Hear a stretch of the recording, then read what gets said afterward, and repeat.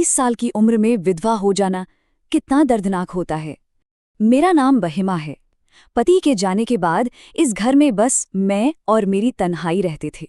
सोचिए, सिर्फ 30 साल की उम्र में विधवा हो जाना कितना दर्दनाक होता है। पर मैंने जैसी तैसे खुद को संभाले रखा था। जिंदगी बस कट रही थी, शायद किसी अनजाने से इंतजार में। तो हाँ, मेरी सुबह और शामें बिल्कुल खामोशी में गुजरती थीं। और जब बारिश होती थी ना, तो ये अकेलापन और भी ज्यादा काटने को दौड़ता था। उस रोज भी सुबह से झमाझम बारिश हो रही थी।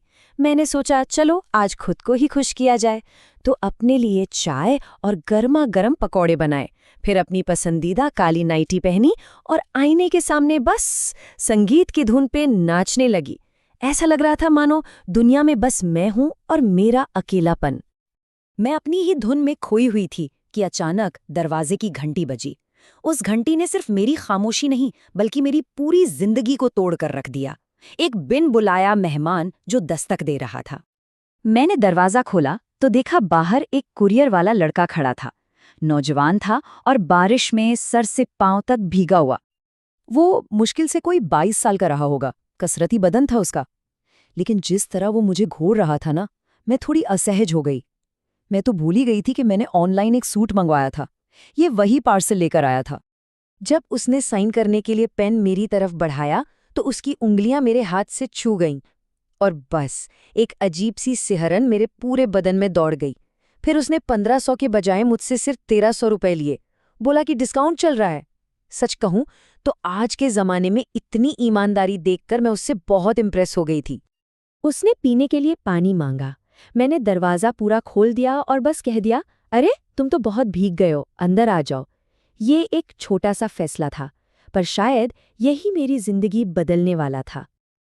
और बस उस घर के अंदर दो अजनबी धीरे धीरे एक दूसरे से अपनी जिंदगी की कहानियां कहने लगे।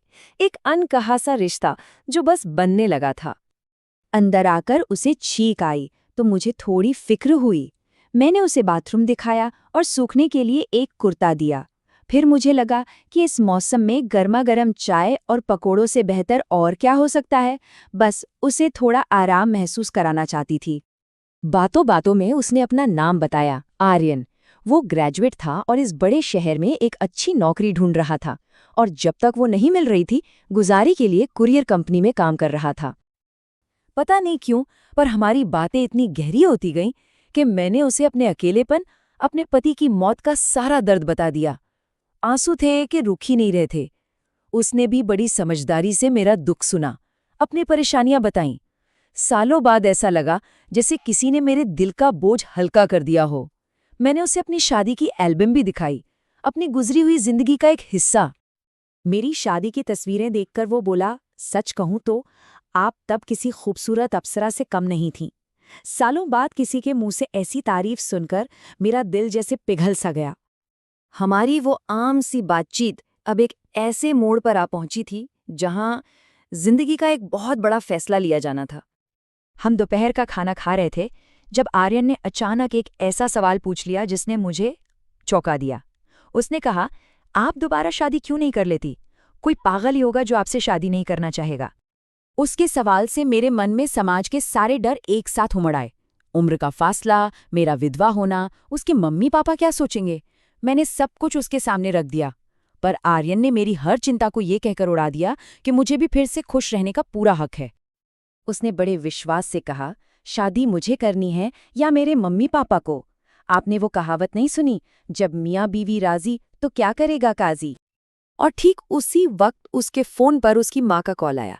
वो बात करने के लिए दूसरे कमरे में चला गया और मैं खुद को रोक नहीं पाई। मैं दीवार से कान लगाकर उसकी बातें सुनने लगी। और मैंने उसे फोन पर कहते हुए सुना, नहीं मम्मी, अब आपको कोई लड़की देखने की जरूरत नहीं है। मुझे यहाँ एक लड़की पसंद है और मैं उसी से शादी करूंगा। ये सुनते ही मेरा दिल इतनी जोर से धड़कने लगा कि मुझे लगा वो बाहर ही आ जाएगा।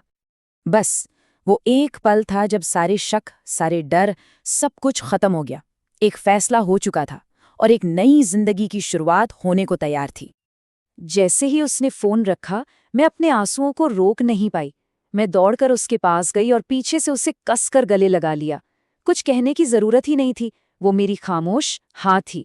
उसने भी मुझे अपनी बाहों में भर लिया। बाहर बारिश फिर से तेज हो गई थी, तो मैंने आर्यन को रात में वहीं रुकने को कह दिया। हम मजाक में लड़ने लगे कि बेडरूम में कौन सोएगा। मैंने उसे छेड़ते हुए कहा, अभी ये घर तुम्हारा नहीं है, पर शादी के बाद तो तुम्हारा भी हो ही जाएगा। मेरी बात सुनकर आर्यन ने मुझे अपनी बाहों में उठा लिया और मेरे गालों को चूम लिया।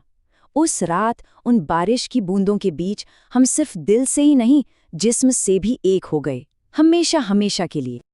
ये कहानी इस बात का सबूत है कि जिंदगी के सबसे बड़े तोहफे कभी कभी ऐसे ही बिन बुलाए मेहमान बनकर आते हैं। सवाल तो बस यही है कि क्या सच में एक बरसात का दिन सालों के अकेलेपन को धोकर जिंदगी का एक नया अध्याय लिख सकता है।